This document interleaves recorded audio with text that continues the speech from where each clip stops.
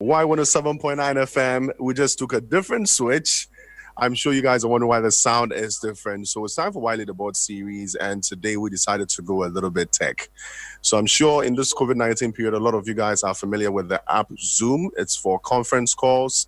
It's basically the main platform through which our students are now going about their studies to ensure that they don't fall behind on the curriculum.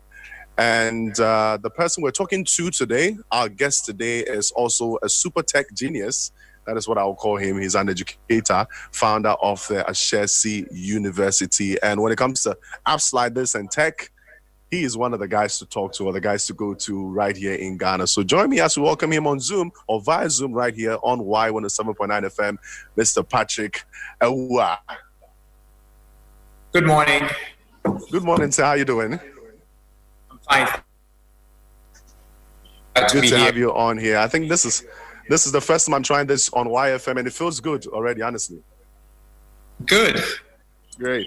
So let's move on straight to business. Before we get into all the questions and that, I found a piece of information yesterday I find very, very interesting. So apparently you're one of the few people who practice Shotokan in Ghana. Is this true by any chance? That's correct. That's correct. Yes. Great. So tell us a little bit about the arts. I know it's martial arts. I don't really know much about it. Where is it from? How many times in a week do I say practice or play? Practice. Practice. Great. So tell us a little bit about Shotokan. Well, Shotokan, it's traditional karate. It started from Japan.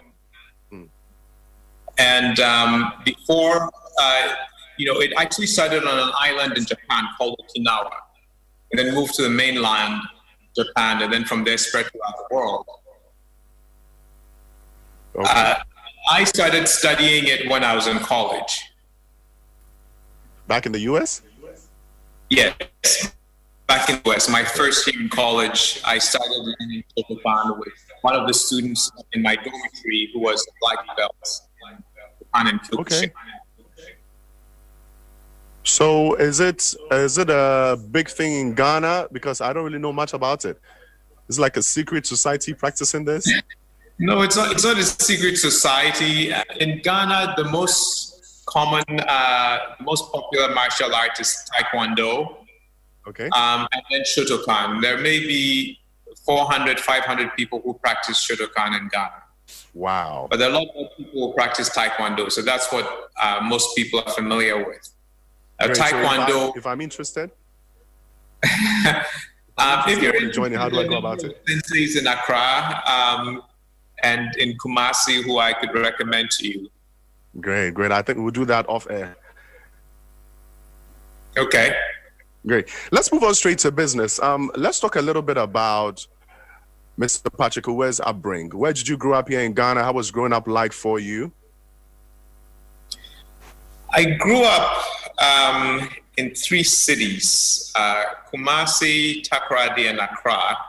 Oh, nice. Mostly Accra. So when I was an infant, I was in Kumasi with my grandmother, with my grandparents, and then Takoradi for a few years with my parents. And then when my father got transferred to Accra, we moved to Accra when I was about 6 years old. And so after that point, I grew up in Accra. Nice. Now, one thing I have observed about you over the past years is the aura of calmness you have. I mean, naturally, you seem like a very calm person. I read a little bit of your history. You went to Achimota School and you were the house PE. Back where I schooled, the house prefects were wild. They were like super disciplined and strict. How did you manage to handle the many stubborn students in your dorm back then, being a calm person like this? So when I was house prefect at Achimota, I was house prefect in Gadgisburg House. Okay. And Gadgisburg House at the time was quite a rowdy house, and it was a bit of a surprise that the housemaster selected me to be the house prefect because I was a quiet, person. Guy. People expected a big, strong guy to be made house prefect, to control the house. But I managed fine for a year. I was house prefect for a year. And I would say the key to my success there was that I was fair with everybody. It didn't matter if somebody was my friend or not. I was very even-handed in applying the rules and regulations. And so I was strict, but, the boys in the house respected my judgment. And they also liked me. So I was somebody that people liked. And so they weren't out to make trouble for me. And that made my life a lot easier. Great. Did you have any nicknames back in school? Any names that people know you for? No, not really. I didn't have none that stuck anyway. Okay, but you had a few along the line. There were some attempts to call me Professor Pi. That didn't stick very well. Wow.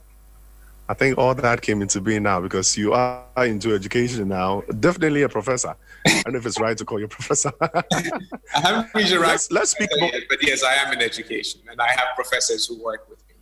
Great. You have professors who work with you. I mean, if you are in the church, you have a lot of pastor friends. We can indirectly call you a pastor, so it's fine. I think for the rest of the time on the interview, I can call you Prof.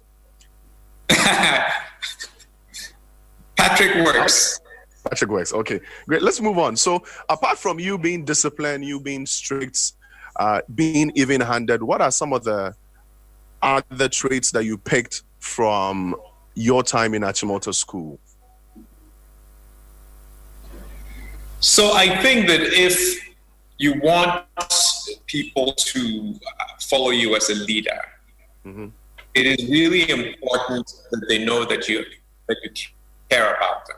And so having, a strong sense of empathy was important. So I was a kind of house prefect. That wasn't just about maintaining the rules and so on, but also actually looking out for the boys in the house, making sure that people were thriving.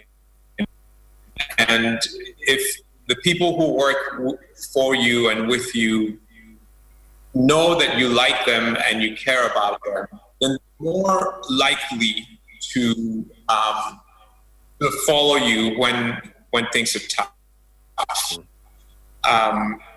So I'd say that's one of the key things that I picked up as a house prefect at Achimota.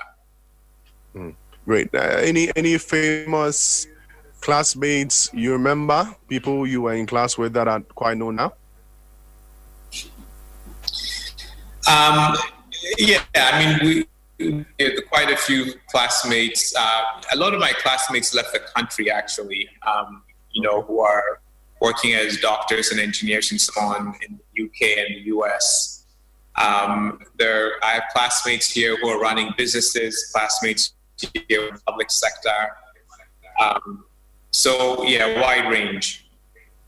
Okay. Now, let's speak about education still.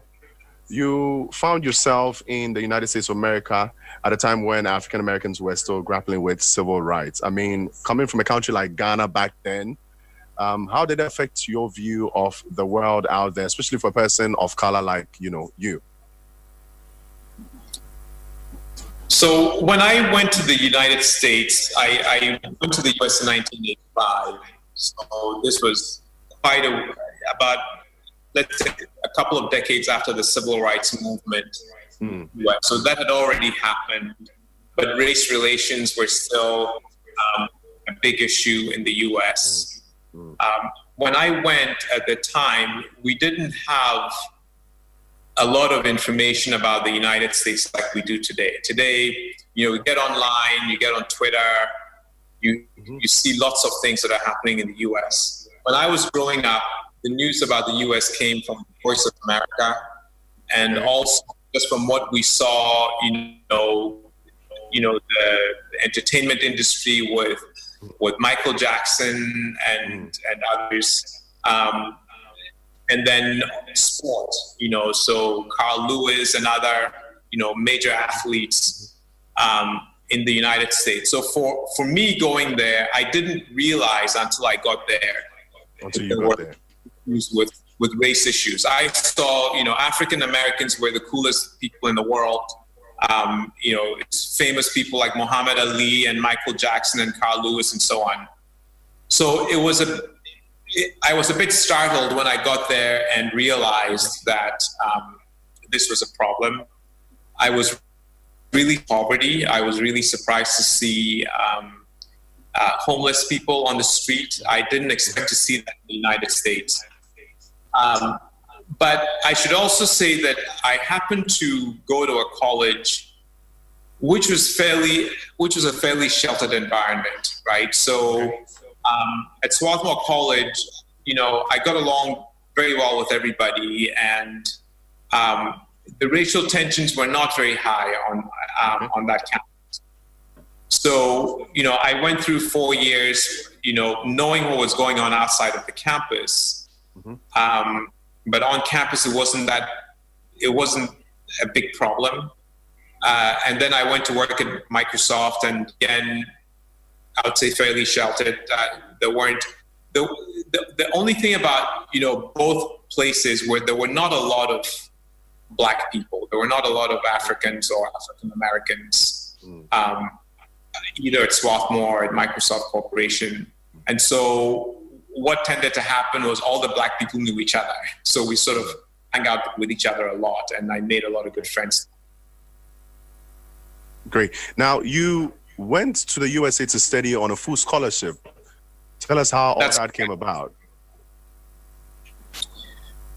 Well, I wanted to go to study at MIT. I wanted to study engineering, and I'd heard about MIT as being a top engineering school so I wanted to go to MIT. I was very fascinated by two developments in the United States, the beginning of fiber optic telecommunication and a U.S. space program and the space shuttle program. So I felt that if I wanted to study engineering, that was the best place to be. And so I started to explore how I might get to MIT. And as I inquired about MIT, I found out that there were lots of universities in the United States, and some recommended Swarthmore and Dartmouth and a bunch of other schools like that to me. And so I wrote to them asking for application forms and their requirements. Yeah. And it turns out that they all require the SAT exam. Yes. And in Ghana at the time, the SATs were done once a year, and I had already missed that. So I'd have to wait for a year to apply. But Swarthmore said to me they would consider an application just on the strength of my A-level, which I'd done very well with the A-levels. And so I ended up only applying to Swarthmore. I applied for financial aid, and fortunately I was given a scholarship to attend. Great. That must have felt good.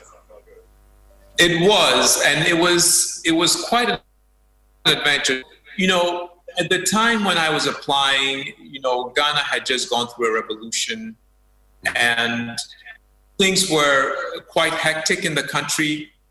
And there were, foreign restrictions. So if you wanted to get US dollars to buy a plane ticket, you'd have to get special permission. And so I had this scholarship. I was very excited about it, but I had to go through a lot of hurdles to actually get an air ticket to go to the US. So that was a bit of stress. I had to get approval from the scholarship secretariat to verify that I had completed 1 year of national service. I had to go to the Ministry of Finance to get approval to change CDs to US dollars to buy a plane ticket. And that approval had to come from the Minister of Finance himself. And so there was just a lot of going back and forth to the ministry to try and get my paperwork to go through to the minister. Wow. And eventually he signed the document. I bought a ticket. I actually got the ticket the day my flight was supposed to leave. Wow. And so right from getting the ticket, I came home, took a shower, and headed to the airport. It was that tense.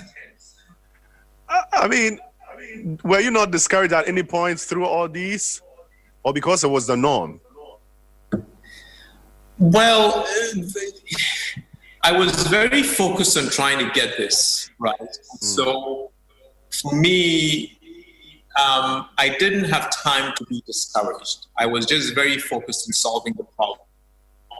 Getting up every morning, going to the scholarship secretariat, getting the paperwork done, getting the signatures off from St. Mary's Secondary School where I did my national service.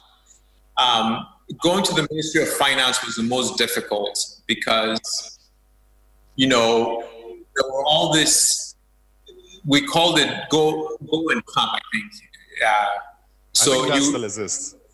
Yeah, so you take your paperwork, you go, they'll tell you come tomorrow, you go back tomorrow, they say, well, it's a week from now, and so on. So it was, but I just kept at it, in trying to get it, to get through all of the hurdles. And fortunately, now, we got.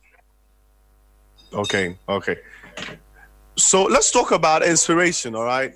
I know definitely for sure that through all these, ups and downs and you trying to go study in the USA, you had your inspiration deep inside. But who was that inspirational figure for you? Did you have someone you looked up to back then through all this? Well, I would say that the person I looked up to when I was young was my father. Okay. And he was an engineer, and that's where my desire to do engineering came from.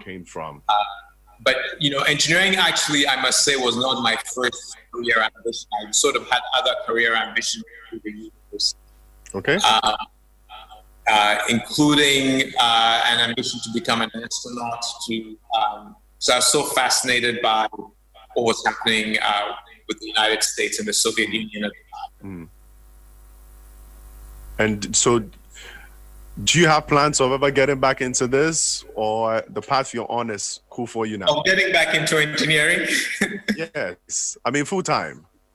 Well, I don't know. I mean, I may get back into sort of tinkering on my own with engineering, but, I went to college, I became an engineer, I went to work at Microsoft, and basically did engineering for 8 years and then stepped away from it to do what I'm doing now.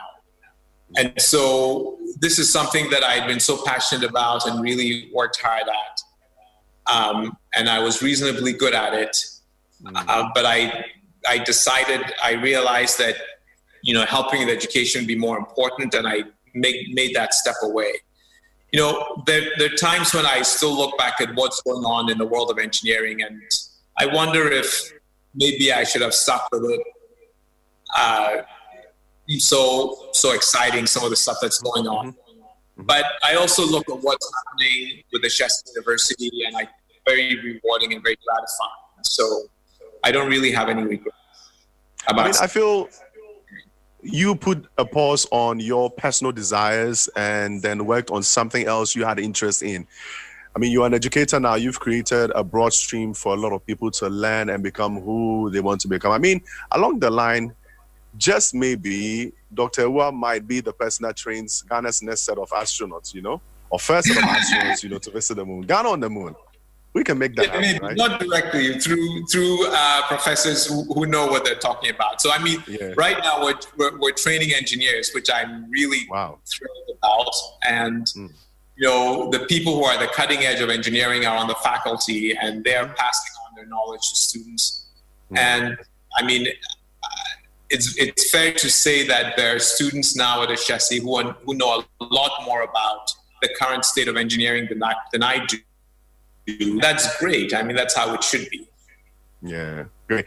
Now, back at Microsoft, you didn't only learn to become who you are, you got a gift that has stayed with you till now, your wife.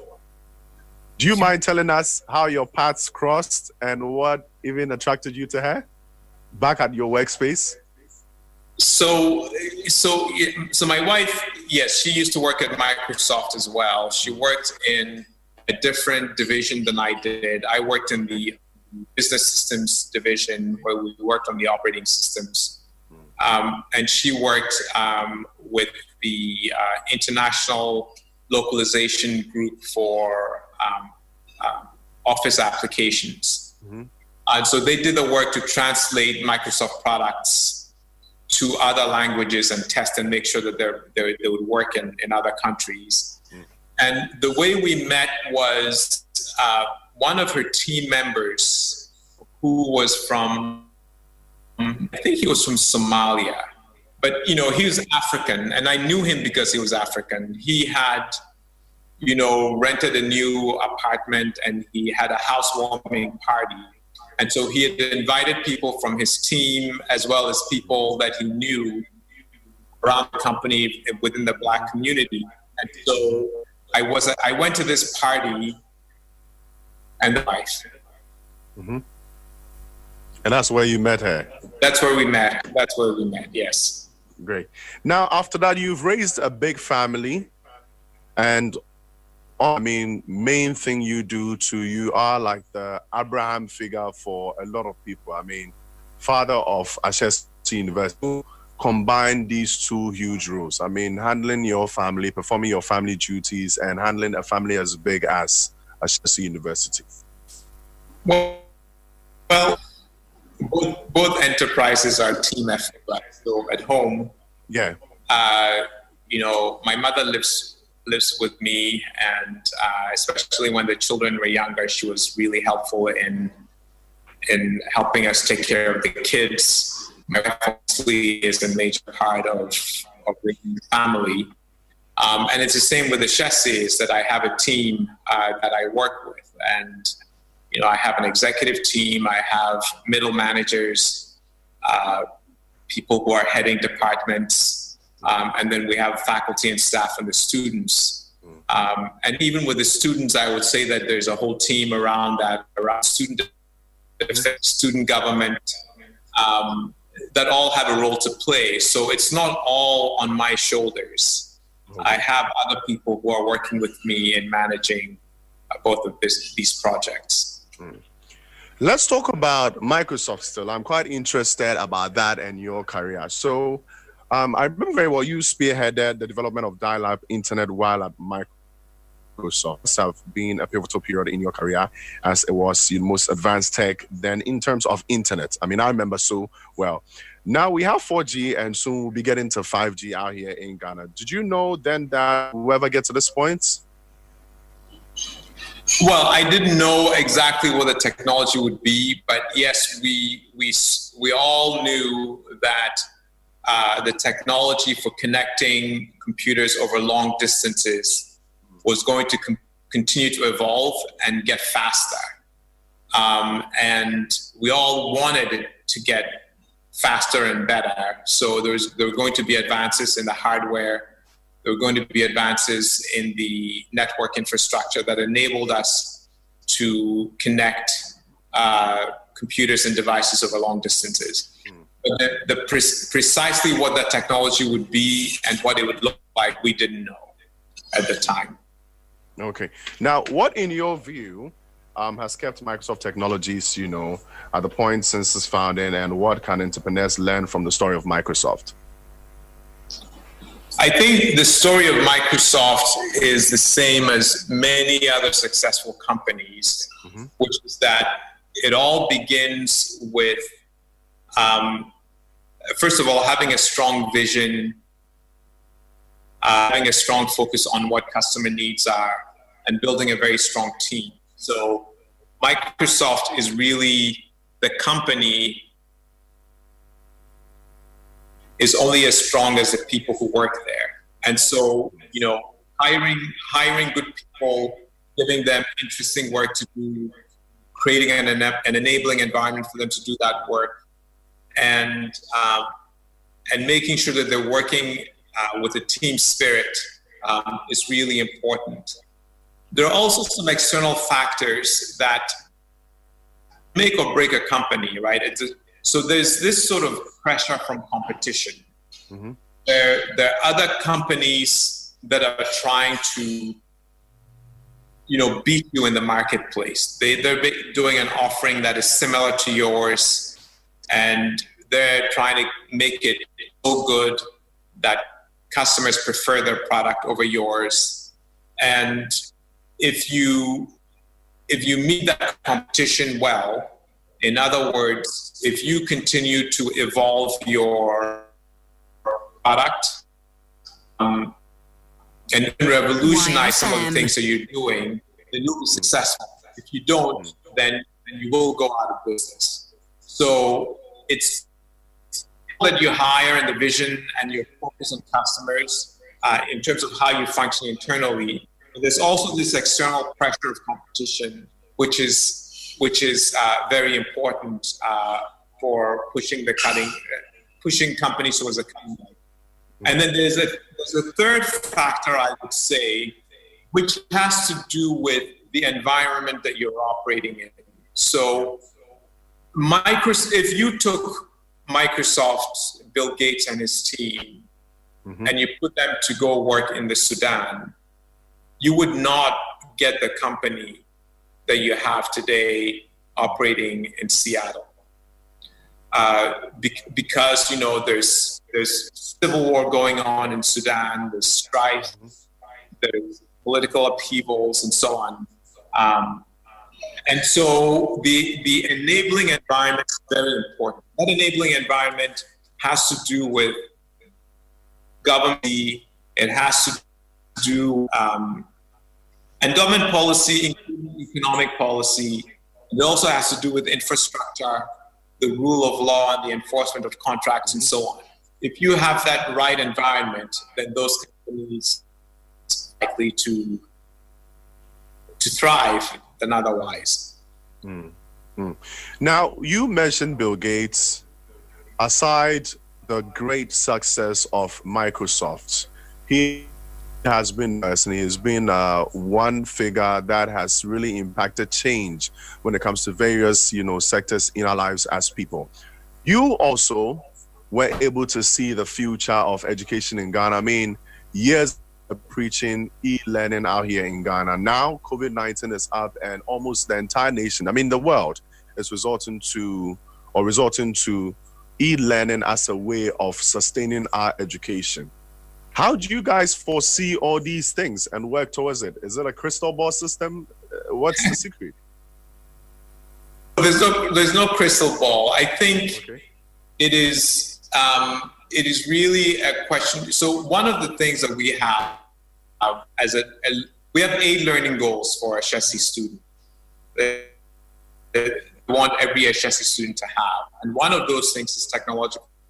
Mm-hmm. Simple reality, if you look through human history, that the societies that advance the quickest and that thrive, among other things, are societies that use technology intensively, technology and science intensively. And so we've already sort of have this as part of the way we do things at Ashesi, is that we're constantly looking at how we can technology more intensely, looking at the state of the art of what's happening in the world, looking at how we can use technology to improve the work that we're already doing. And so that's really all there is to it. I mean, it's not like sitting and having a sort of a crystal ball of what's going to happen. It's more being a part of the future that we want to see, right? So it's not,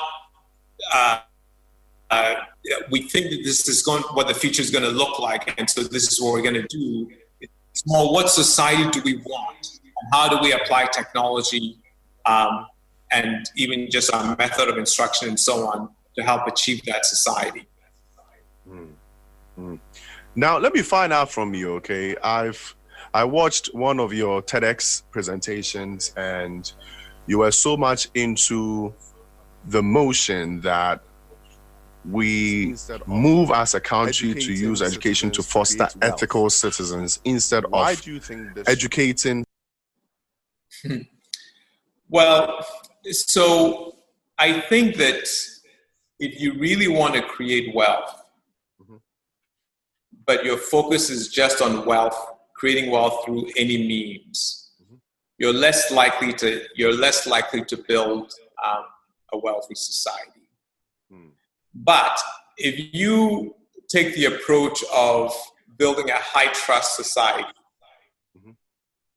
then you're more likely to build a wealthy society. So I'll give you an example.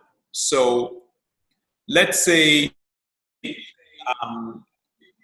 let's do two extreme societies. Let's say one extreme society is a society where everybody is dishonest, everybody steals, everybody cheats, everybody sort of does whatever they can to try and get ahead of others by hurting other people, okay?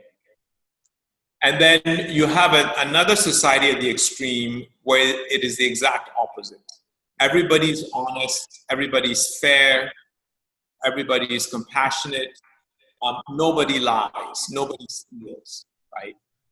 Now, if I were to say to you, in these two societies, which one would you want to try and build a hospital?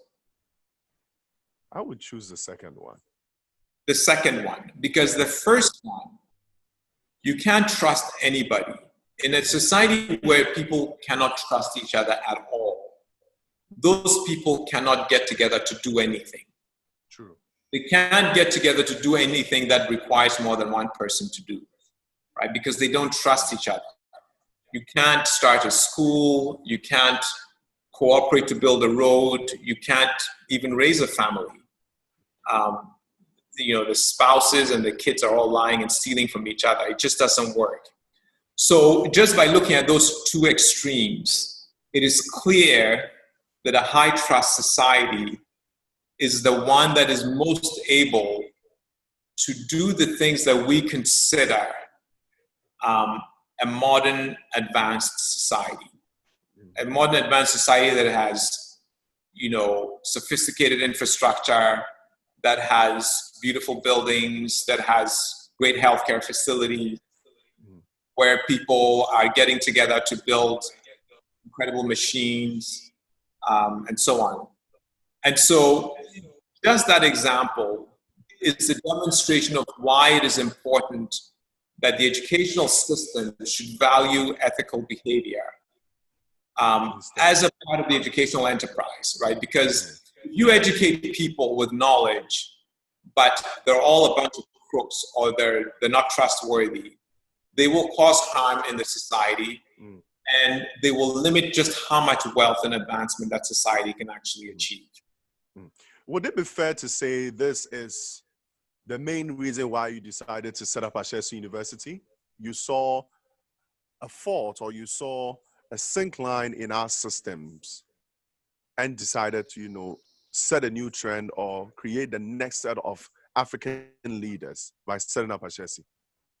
Yes, it is. That's exactly correct. This is the reason why I set up Ashesi, is that I felt that there was a gap, that I felt that the educational system was failing at two things.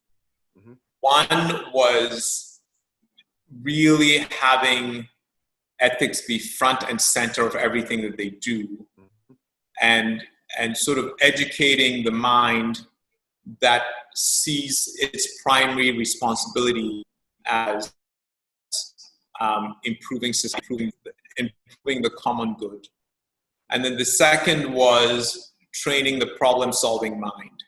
So the educational system in Ghana was too heavily steeped, and this is not just a problem in Ghana, it's other African countries and other countries around the world, where there's a very strong focus on rote memorization, rather than understanding and problem solving. And that kind of education does not really produce the the leadership core or the technology core that can actually advance the country by solving problems. Wow. Now, before you set out to do all these things, you were still in a system that had all the faults that you just mentioned, but you were able to put together a foundation with a board team or board that has been able to help you sustain and develop the dream into what it is now. What went into forming the board team for Ashesi University back then? Or what did you look at in picking the board members? So that is a very, very good question. And, you know, it's a profound question, actually. So you said about creating a dramatic change, a systematic change in a society or in a system. But in doing so, you must actually work with what is there. How do you do it, right? And the answer for me was, first of all, try and find, you know, in any society, in any industry, in any system, there are variations, right? So try to find people who actually agree with the premise of what I was trying to do. So they agree fundamentally that yes, it is important to focus on ethics. And they also agree fundamentally that we should be teaching critical thinking and problem solving. So that's number one. Number two, try and find people who've had some experience with what it is that I'm trying to accomplish. And then we get started. But as we get started, we should also take the approach of no wishful thinking, right? So we have to work with what's there. When we recruit a student from high school, that student, a successful student in a high school in Ghana is someone who's been really good at memorizing information. Yes, perfect. And we say that that's not enough, but we have to start with that person and we should be encouraged by it. And so it's simply trying to build a team that is closest to what it is that we're trying to accomplish. But also understanding that we won't have everything, but we're still going to work towards achieving the thing that we've set out to do. Now, you have factored community service, you know, into the education of your students at Ashesi University. Right. Is there a great deal of enthusiasm about it, and how has it affected their perceptions about leadership? Is this something they embrace? You have students coming from all walks of life. Community service is an ample part of their education. Is it something they're receiving on a good note? Is it affecting them positively? Yes. So the interesting thing is students really actually enjoy the community service projects that they do because what they've, you know, there's something deeply rewarding about going into a community where there's a problem and then putting your mind to trying to solve that problem or assist in some way, and then being successful at it. So students who go out and they mentor students in a rural village, or they go and help fix a borehole pump, or do a solar installation at a community clinic. Those kinds of activities, when they complete them and they see the difference that it's making, they are very, very sort of gratified, and they have a sense of accomplishment, right, and confidence that comes from doing that. So what we found is that students actually really do like doing community service. Now, before we get back into the questions, ladies and gentlemen, you're listening to YFM, Y Leaderboard Series. Today we're talking to Mr. Patrick Awuah, who is a founder of the Ashesi University We're halfway through the conversation, but in case you missed out on anything, kindly head on to our Facebook, Y1079 FM Ghana, on Twitter at Y1079 FM, Instagram, Y1079 FM. And you can also check out our website, www.yfmghana.com. All the information is on there. Whatever you missed, you can get it back. You can actually listen back on there. We're going to get back into a little bit more in a bit. Your messages are also welcome, 02022 22073. And the hashtag is Wiley the Board Series if you have a question for our Twitter. Mr. Patrick, your vision for Ashesi traverses, beyond the shores of Ghana. I mean, how has the rest of Africa and the diaspora responded to the call of Ashesi University? Well, currently, I think something like 17% of our students are from outside Ghana, from other African countries mostly. And we also have students who visit for a semester at a time from North American and European universities. So they come here for a semester and they go back to their home institutions. Our vision very much is about building a great African university that will attract the best and brightest from around the world to come and study here together. Mm-hmm. So obviously we have a focus on African leadership, but that African leadership needs to be able to interact and navigate a world that is increasingly interconnected. And so we do want the world to come to Ashesi. We do want to build an institution that will be among the best in the world, in the next few decades. Okay. Let's speak about Ashesi. I think one last question on Ashesi before we move on. Ashesi is quite known for giving the best internship and work study opportunities to its students. I mean, in the past, I've had some of my friends do the internship at Google, Microsoft, where you worked, and other great institutions around the world. How do you connect students to these companies? I mean, is it a thing they personally set out for, like some of the universities I know do? They hand over letters to you, go find your way around, or Ashesi has built that rapport and connects the students to them? How does it work? Well, it's a two-way conversation, right? So we have made it a point to reach out to companies in Ghana and outside Ghana to offer internship opportunities to students. And we've also had companies that have initiated the contact with us themselves. Okay. Now, you mentioned companies like Google and Microsoft and Goldman Sachs, Bank of America, Merrill Lynch, and others. These are global companies that are operating all over the world and who have customers all over the world and who want to build a workforce that reflects the world. And so they have come to Ghana looking for great talent.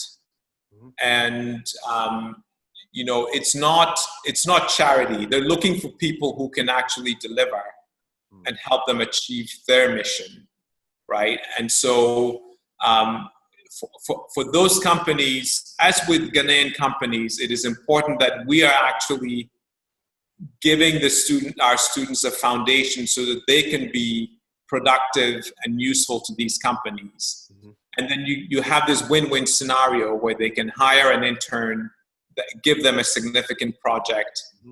and they get the project done, but the student also learns a ton from having that experience and working with a global team. Great.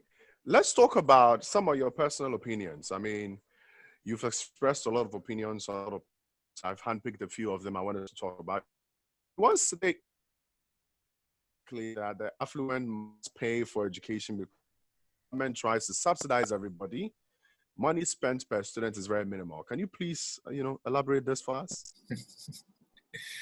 Well, look, so, when the conversation about free SHS was going on, obviously there's lots of opinions that were offered. And one of the things that I suggested was that, giving a free education to everybody that in of itself is a good thing, right? Getting everybody educated to the highest level possible Mm-hmm. is a good thing, and having it funded by the taxpayer is a fine thing to do. However, as you start something like that in Ghana, recognize that there are families that don't need taxpayer support to Definitely. send them to school. And so have them pay for their kids' education so that you can focus the taxpayer support on those families who really do need the support. And it also gives you, let me put it this way, it releases funding that you can use for other things, like building roads, like getting water systems deployed in areas that don't have them. Building a country involves a lot of different things. And so you free up money to do some other things that are also important. And then in the best case scenario, it also gives you a margin of safety, right? So let me explain margin of safety. So I'm trained as an engineer. I was educated as an engineer. Mm-hmm. And in an engineering education, one of the things that you learn when you're designing a machine or building a machine is that a customer might come to you and say, look, we need you to build a building that will survive an earthquake that is 7.0 on the Richter scale, right? Now, you could build you could build something that meets exactly that requirement of 7.0 on the Richter scale. But what if an earthquake comes along that is 7.2? Or maybe it's even 6.8 and you build for 7.0, but that 6.8 behaved a little differently. You build a margin of safety by trying to give yourself some wiggle room. So design for 7.5 instead of 7.0. If you're designing a spaceship, or you're designing a computer, or a phone, you have to design some safety in it. And so I tend to think that way. In everything that I do, I think about margin of safety. And in this case, the way it applies is, if the government is not stretched to the limit in achieving its goals, it has a little bit of room, then it has a bit of wiggle room for when external shocks happen, right? So you have an external shock, like, the price of oil drops. Let's say you've designed your senior free SHS system to be dependent on revenues from oil sales. Yeah. And the price of oil is $60 per barrel. What if the price drops to $40 per barrel? Are you still able to actually accomplish what you set out for? So that was a rationale for the suggestion that I made, that, for those people who don't need you to be spending taxpayer money or oil revenue to pay for their kids, have them pay for the kids. It gives you a margin of error. It also gives you some wiggle room to do some other important things. That sounds good. I think I perfectly understand it now. So let's move to the next thing. Now, has the impact of brain drain on the development of our country worsened or improved with the opening up of economy within the last 2 decades? Brain drain. I don't know what the effect of brain drain is today, or the magnitude of it today, since we opened up the economy. But I do know that at the time when the economy was closed and we had, centrally controlled prices and those sorts of things, that it caused so much economic hardship that a lot of people, and the most qualified people, fled the country, looking for greener pastures elsewhere. my my inclination or instinct is to say that having an open economy is the best thing you can do for your citizens. It is the best thing you can do if you care about growing wealth in your country.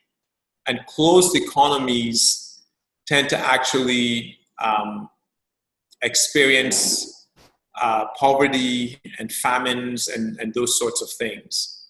So my guess is, my strong advice would be maintain an open economy to the extent that you can. Okay. Now, what are your views on the education system closely advocating e-learning as backup? All right, emphasis on the word backup. Plan to continue education on various levels during this COVID-19 period. I think that the educational system broadly should be looking at how we use technology to improve whatever we're doing. So, at Ashesi, we didn't deploy technology because we thought there was going to come a day when everybody was going to go into lockdown. We deployed that technology because it made it possible for faculty to share information more easily with students, whether they were on campus or off campus. It enabled stronger communication, and it also enabled institutional memory. So by putting things online and having a lot of electronic data, over time, we would build this big archive that future faculty could also come and see what we were done before. And it so happened that technology has been very useful when the country went into lockdown and with this COVID-19 emergency. But I do think that it's generally a good idea for not just education, but all aspects of the economy to be looking at how we use technology to do things, to produce higher quality services and products, and how we use technology to improve the customer experience of what we're doing, and how we use technology to improve efficiencies and save on costs. I mean, all these things that you mentioned, when I look at it critically, are being done by private institutions and entrepreneurs like yourself. I mean, critically speaking, do you think the government in the past has done enough to own technology, change lives through technology, to the point that now it almost sounds as if the whole e-learning thing is bad news to some people? I say this because internet is still an issue when you go to places. Yesterday, I had a conversation with you about a few of the challenges that the school is going through now. And then you mentioned the fact that a small percentage of the people are from areas that are still not very conversant with internet and technology as we speak now. Do you think the government has done enough, personally? Well, I think that the most important thing that the government has done in getting technology out into the country was opening up the space for private participation in telecommunications. And so don't forget that until the late 1990s or mid 1990s, when we only had Ghana Telecom, there were 2,000-3,000 phone lines in the country. I'll say that again: 2,000 to 3,000 phone lines. A country that was, maybe 20 million people at the time. Now, the penetration of technology now is far greater than it was back then. True. It has not reached 100% penetration, but it will get there. And, what needs to happen is we should be having a conversation about, there's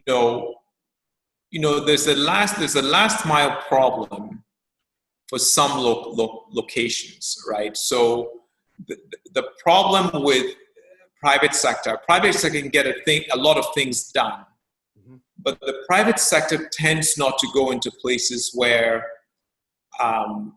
there is not revenue or profits to be made.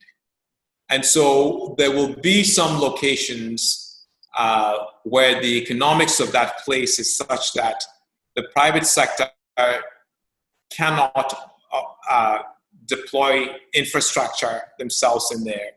And that's where we should be looking at a public-private partnership where the government or the taxpayer could extend the connectivity to those areas, so partner with the private sector, help put some of the costs of getting the baselines in so that the private sector can then take it on without having taken on the initial infrastructure costs. But I mean, that's a conversation that should be had with the government. I know that we all pay a lot of taxes now on communications, right? So there's these taxes that go to the National Communication Authority.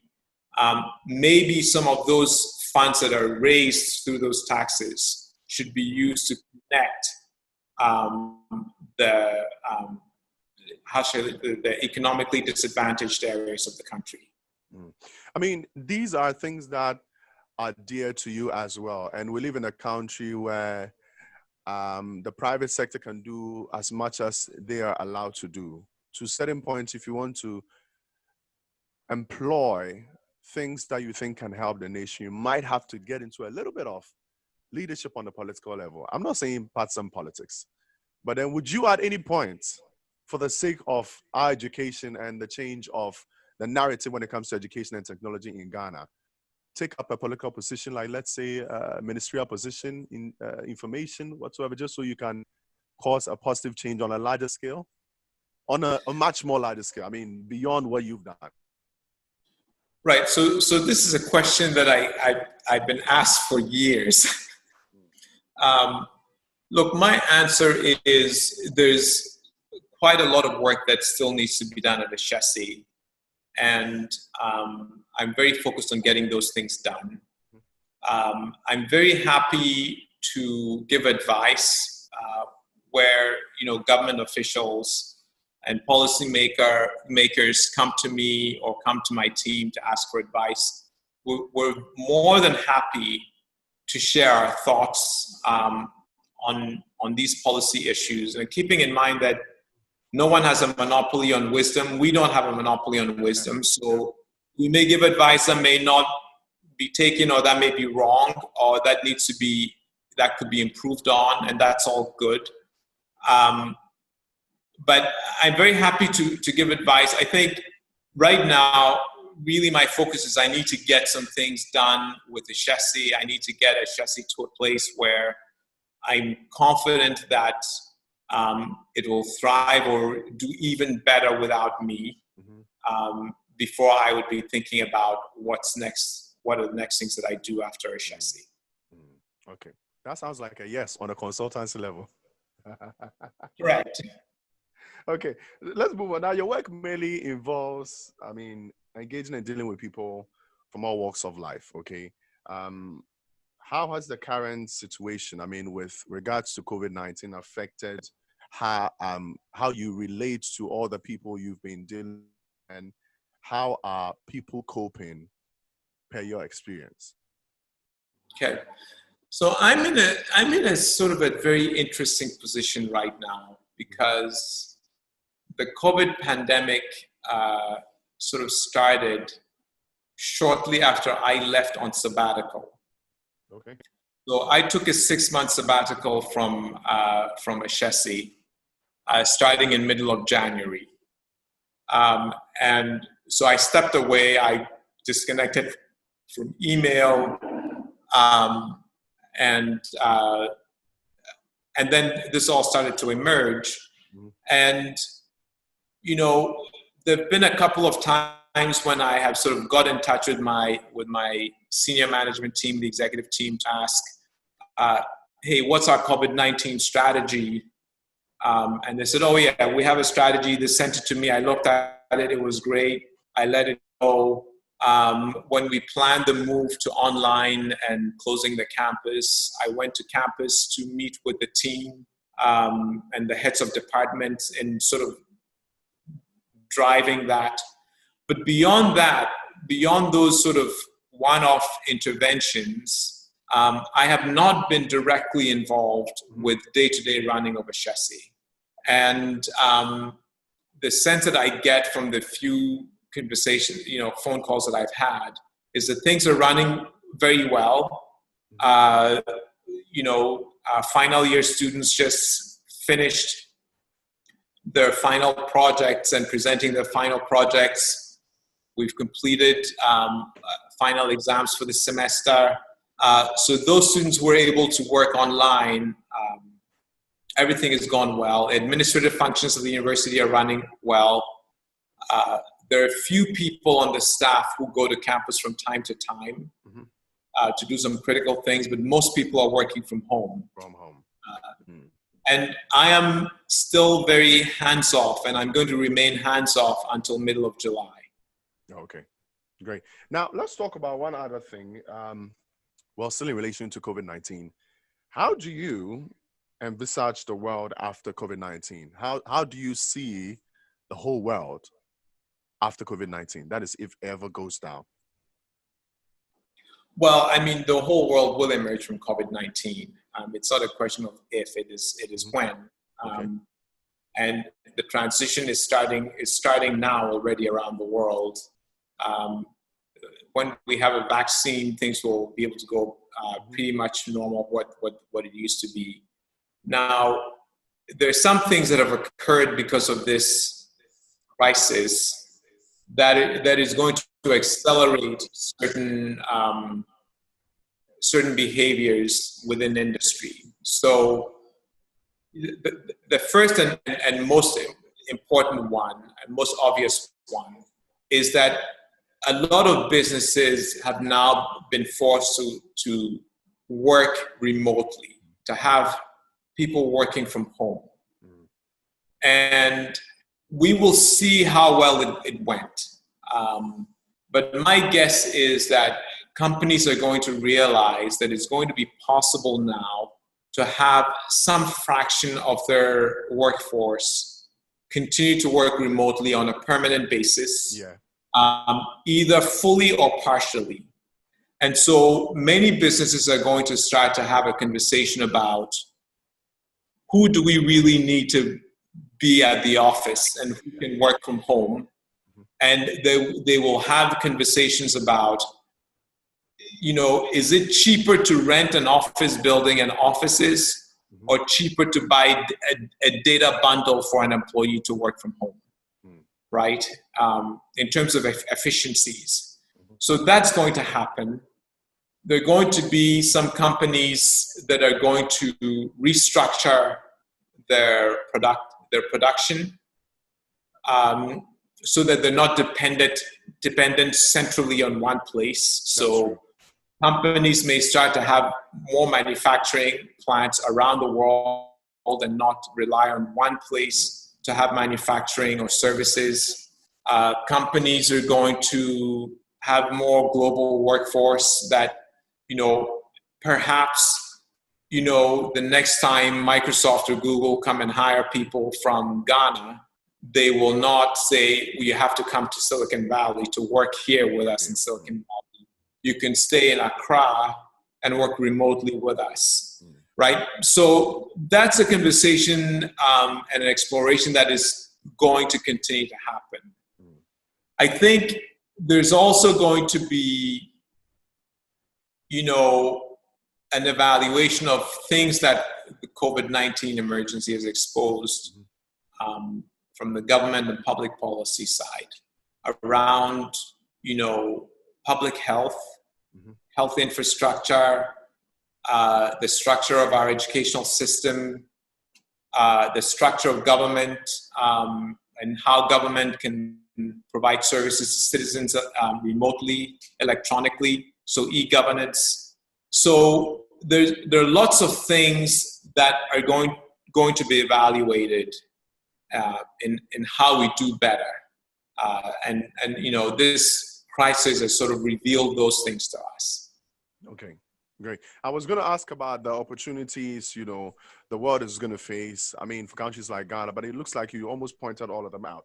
Next thing I want to find out, all right, you have been in the tech field for a while. There are a lot of tech passionate people here in Ghana. People who want to blend technology into education, our healthcare systems and the rest, but of course, who want to be entrepreneurs? They want to carve their own way. into the system, what advice, what critical advice would you give to them? What should they look out for? What should they do? What should they not do? What kind of, mind should they carry into this? So I think that, in whatever endeavor you're going to do, not just technology, but whatever project you're trying to do, you have to sort of envision what it is that you're trying to accomplish.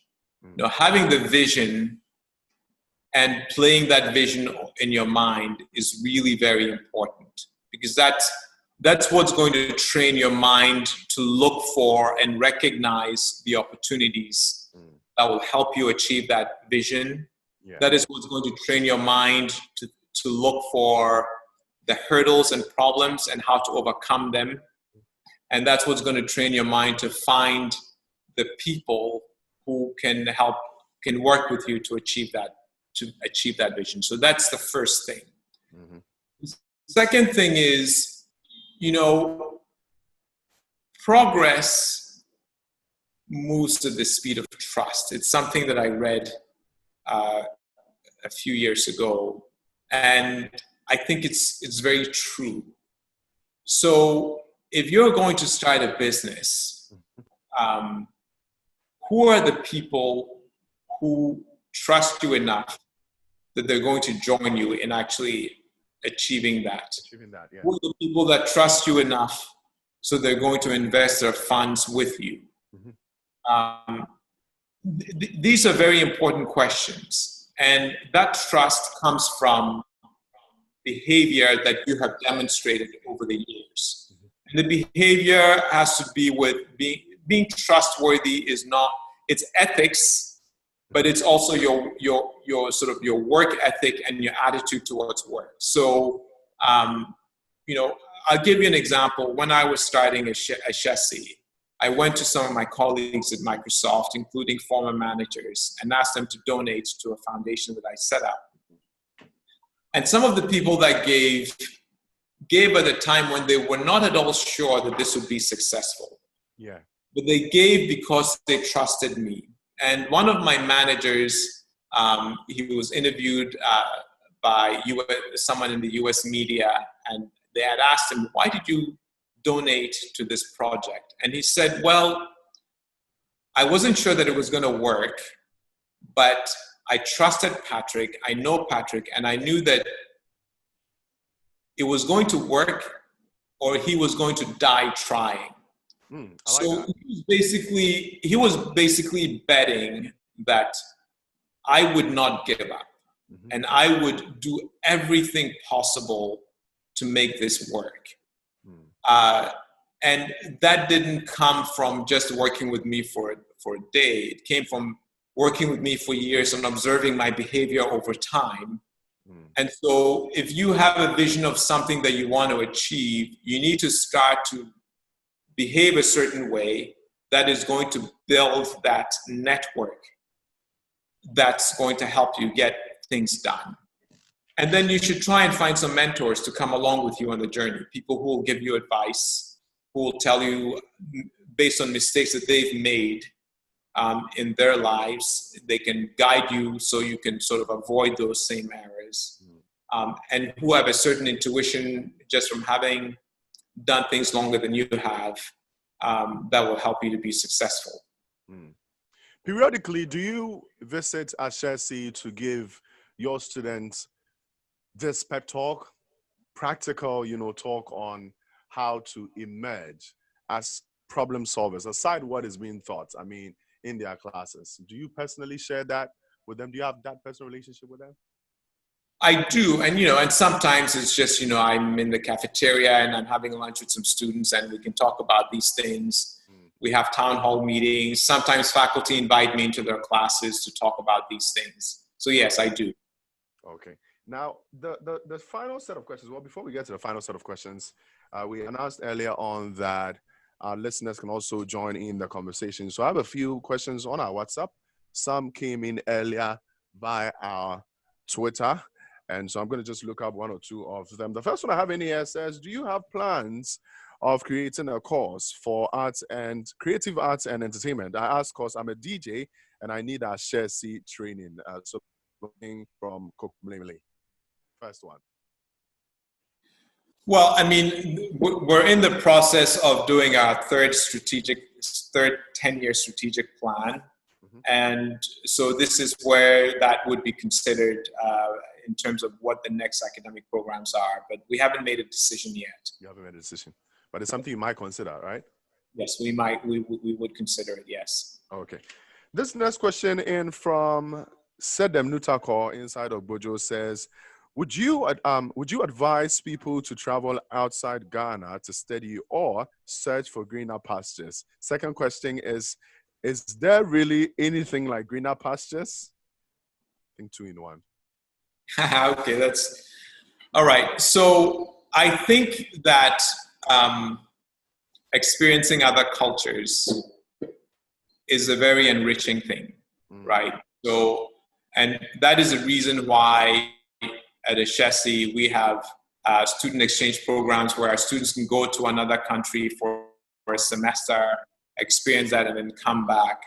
And so, to the extent that you can experience other cultures, that is good and helpful. Not everybody can travel, and I think that it's also really important that we think about building our own country, building our own corner of the world. And so there are advantages to staying and building a network here and understanding how things work here, and making a difference here, and so on. So I would say that if you have an opportunity to experience another culture, it's a good thing to do. But there's also great benefit in staying and getting things done here. It doesn't preclude you from traveling in the course of your work or your life while you're here. Personal one from me. If you had not seen anything wrong with our education system, if the opportunities you went after outside Ghana were here, would you have still left? If the opportunities were here in Ghana, I would not have left. I would have stayed here and worked here. Okay. Now, final set of questions to you. How can the youth balance? This is very, very important to me. How can the youth balance fulfilling a goal for change and making a decent living? Because it looks like we almost always get confused along the line. You really want to cause a change. You get into the field, you are implementing the change, and then along the line, you realize that, okay, you really need that new house, and you almost always love the idea of driving a Lamborghini, and now you have the opportunity of driving it, so you might want to get in there. How do we, balance, the two goals? Okay. So let me just say first that,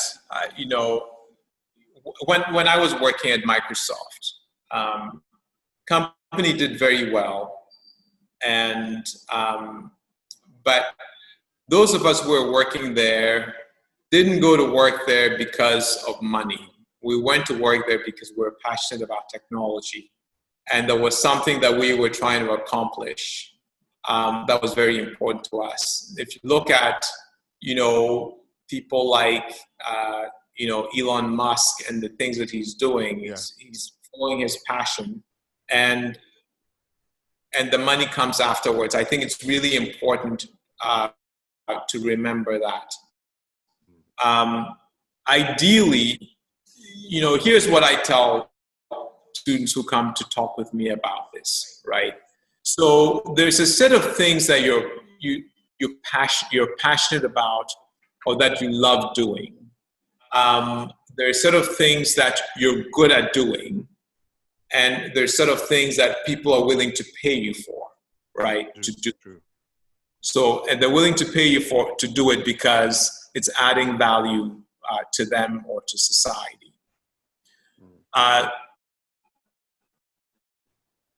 The best job you can find is the job that lies at the intersection of all three things. You love doing it, you're really good at it, and somebody's willing to pay you.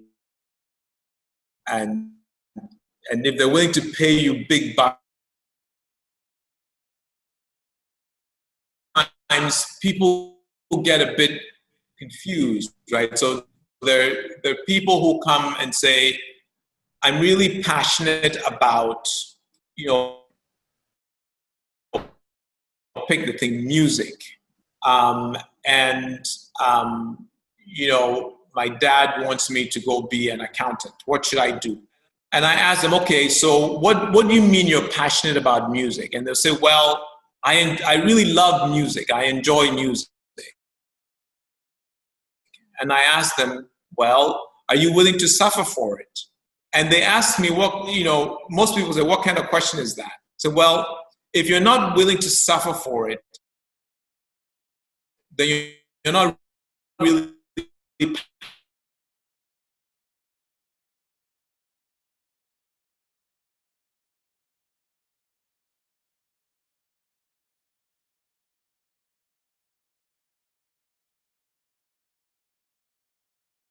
but being into you, getting that, and do you see yourself becoming a really great musician?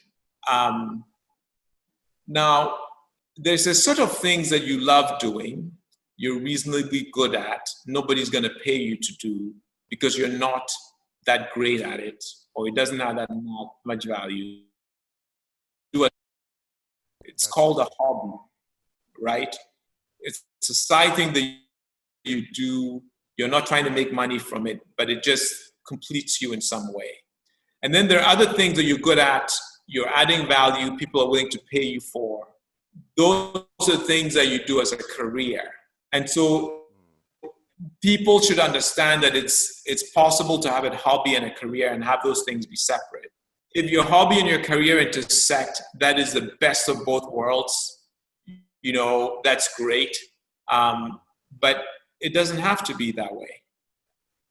So the first question you asked me about Shotokan.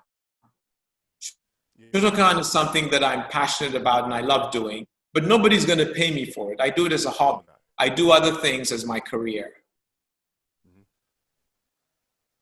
But I mean, if along the line, if people find the need to get training from you and they're willing to pay for it, that is when we can say your passion has crossed paths with what can I. That's correct. Right?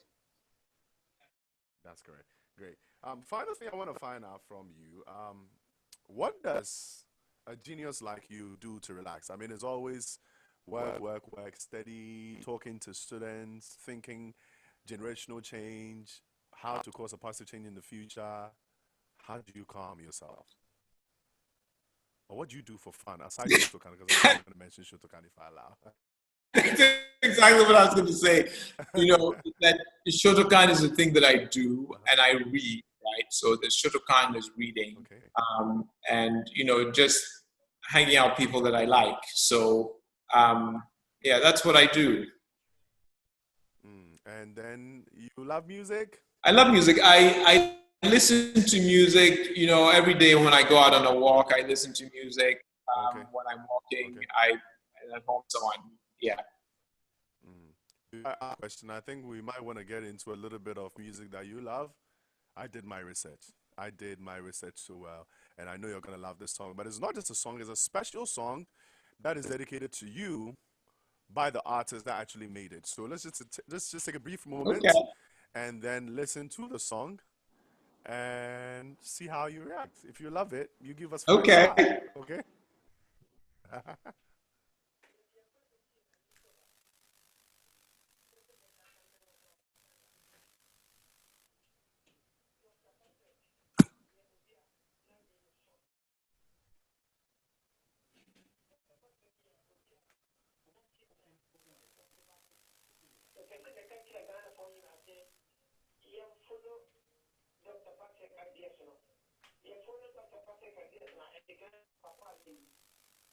Doctor, did you hear that?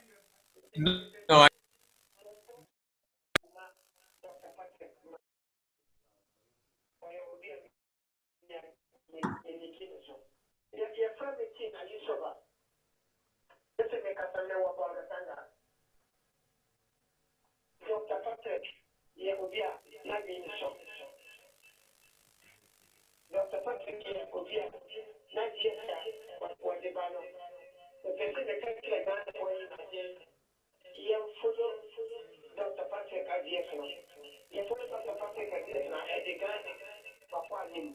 Doctor, did you hear that? No, I didn't. Can you please repeat? Okay. Okay, we're gonna play once again. There's an echo on my end. So could you please just repeat it to me? But I mean, this is the song.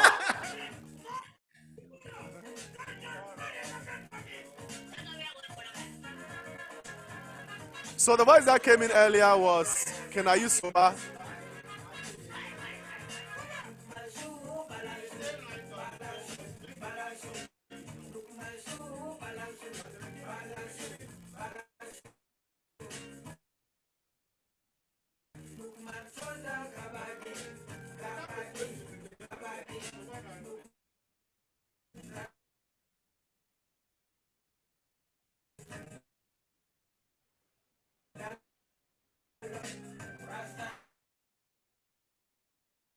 So that is our Dr. Who's favorite song. It's coming from Mr. That is a fun song. I'll give you 5 stars for What do you that. find interesting about? Yeah. You give me 5 stars for that. Thank you so much. So the voice we had in the beginning was Can I use soba? We told him you were coming through and told him how much of a big fan you are of his music. So he had a few words for you. I think after we Okay, might send great. it to you, and then you keep it, play it on the regular.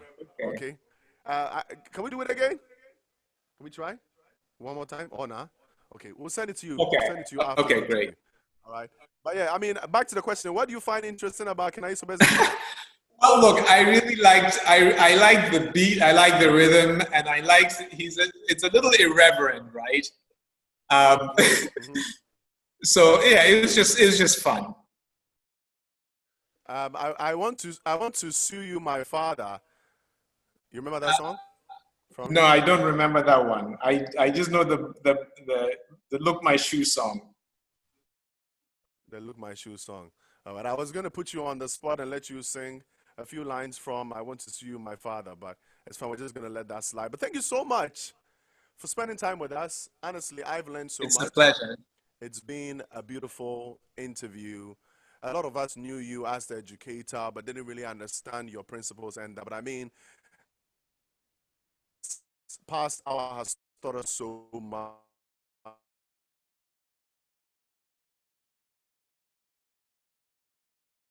Is to keep doing it, a better place to be, and you are on the right path. We appreciate you so much. As GMA, myself, I want to say thank you so much for spending time with us. And thank you for the work that you do too. Thank you so much. But before we go, final piece of advice for the Ghanaian youth. I think that